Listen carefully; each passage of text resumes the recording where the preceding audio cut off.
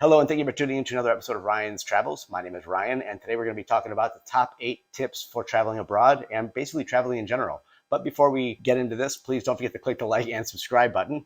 And I'll wait for just a second for you guys to do that.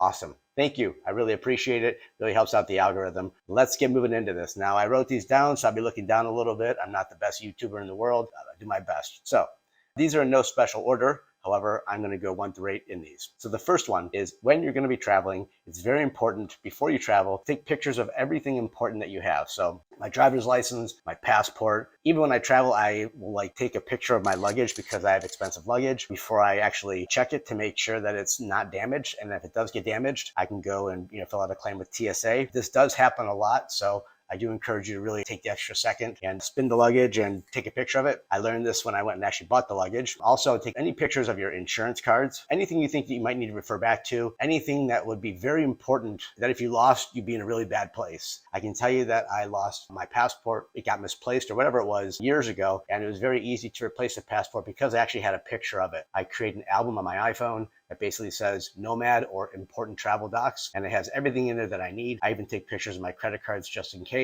I know some people may not want to do that, but with all the security that happens on iPhones and whatever other phones are out there, I think you're pretty good. I don't think anyone's going to match my facial recognition, so I think we're okay. The other thing that's really good about an iPhone is they have the AI search now on it. I think most phones are, but I can only report from iPhones because that's what I use.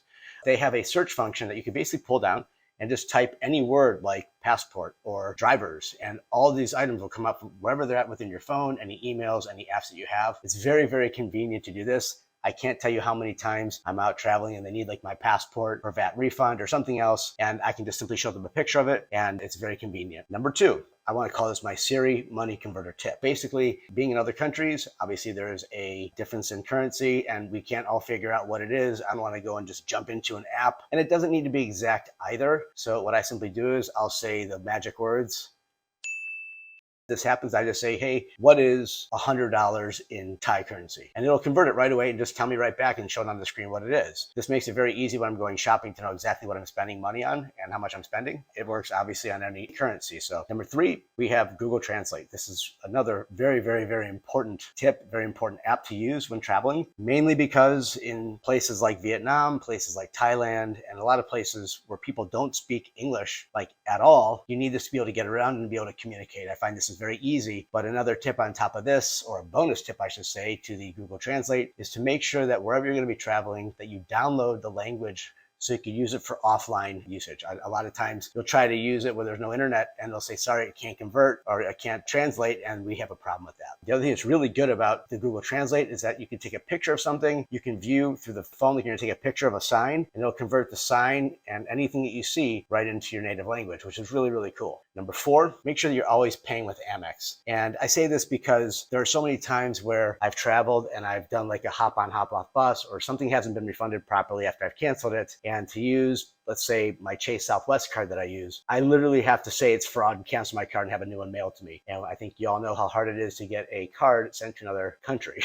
It's impossible. So when I use Amex, it makes it very easy to challenge stuff. It makes it very easy to basically CYA or cover your behind. It also helps you get into the lounges, obviously, in all the international places you're flying to and not international. There are lounges everywhere, Amex lounges, and there's free food. And if you don't have an Amex card, it's very cool. You should get one. If you do have one, and now there's all the mileage stuff too. I don't use or bother with that a lot because I don't spend a whole lot of money on it, enough to really get really good flights. I should say to get free flights from the points or upgraded, but it's good nonetheless. And I do book 90% of my international flights. Actually, I book all of them through American Express, because let's say last year when I had to fly from LAX, Phoenix to LAX to Bangkok. And this is during Christmas when they had that walkout. They call it they didn't have enough pilots to fly that day is why I'm using air quotes, but it was really a walkout. And when that happened, I missed my airplane from Phoenix to LAX, and then I had to basically drive to LAX. And if I had not gone through American Express through their travel, I would not have been able to rebook the flight without really any cost and get it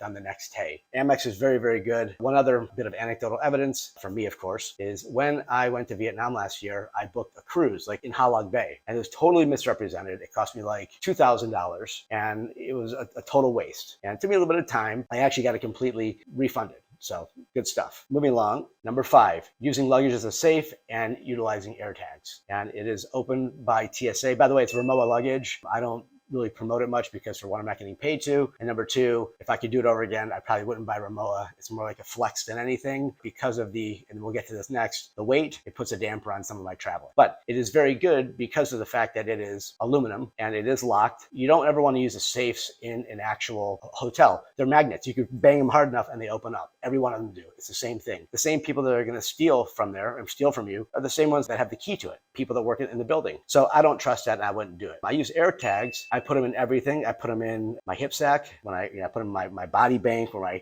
my small hip sack that goes under my shirt. I put them in all my luggage. I put them in my bags. I put them everywhere. Totally worth it. They're like $25 a piece. You get 4 for $100 basically. But you put them in there, you program them. And what just came out with the new iOS 17 software is now you can share the AirTags. And I always thought that was a real big pain in the butt because of the fact that if I want to, let's say my girlfriend's bike, I put an AirTag in her bike. So if someone steals her motorbike, I know where it's at. You know what I mean? And so what ends up happening is you used to say, oh, let her know that, it's in there. It's like the whole stalking follower thing, which is stupid because if more than one person have iPhones in a family, it shouldn't be doing that. But either way, you can now share that AirTag. So you can also give them the location as well. And it makes it very easy. So number 6, how much luggage should I travel with? Now, this is what I was talking about with the weight is a lot of different airlines have a lot of different rules. And if you're flying internationally, you will actually have I'll be able to take my luggage with Southwest by their weight. But then when I transfer to EVA Airlines or somebody else, then I'll have to start figuring out, with the weight allowance, how much I can actually put in there. I got to start throwing stuff out. It's a huge pain in the ass. It's completely inconvenient and totally stupid. So what doesn't help is with my Rimowa luggage, because it's aluminum and it's got, nice, safe, hard locks on it and everything, it's going to be heavier. My big luggage is 15 pounds. And I mean, that's about 5 pounds more probably than any other,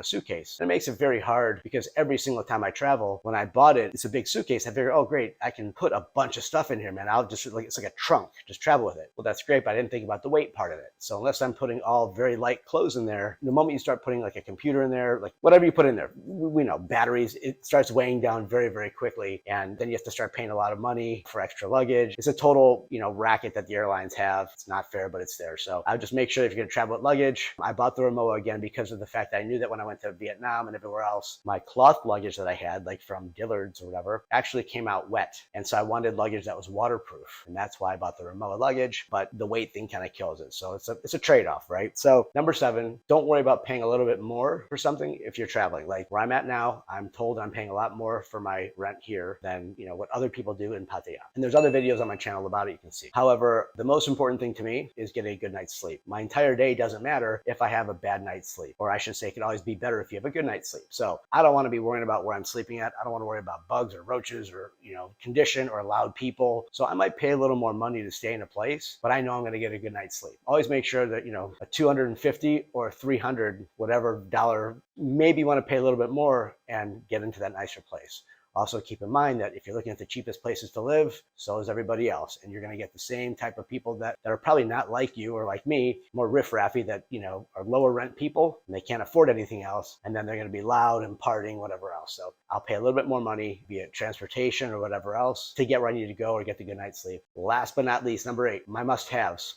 When I'm traveling, back to the security thing, is I always bring cameras with me. There's little tiny cameras, they're about this big, and they sit right on the counter, and they can be used along or coincide with my HomeKit. HomeKit is an app through Apple TV or Apple, so you can see all of the different peripherals that you have. If you have 4 cameras, they'll all show up in one app and you can see where they're at. So I'm to go to like one camera app for one camera, another camera app for another one. You can even control the lights if they're HomeKit compatible. And yeah, you can be all viewed through Apple TV. I travel with my Apple TV as well because that gives me all my Netflix, all my logins, everywhere else. I know some people use like a little stick for whatever they're using or Chromecast, or they'll just log into the TV, but I don't want my logins on the TV. So I bring my Apple TV, which is very light. It comes with one wire, no big deal. It fits in there very easily. And I bring a camera or 2, depending where I'm at. And it makes life a lot easier. And I get notified when the cleaning people come in, because when I'm away from my room, it lets me know that, oh, somebody looks like cleaning people walked into your room. I check on it, I see. And I've actually caught people like moving my cameras and stuff. Like I walk in and they start cleaning and they turn the cameras. Some people might not want to be filmed.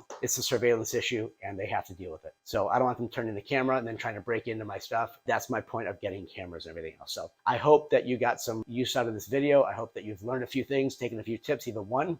Thank you for watching. I appreciate it very much. Please don't forget to click the like and subscribe button. Also, if there's a particular topic you'd like me to tackle and discuss on here, please don't hesitate to put it in the comment section. Have a great day.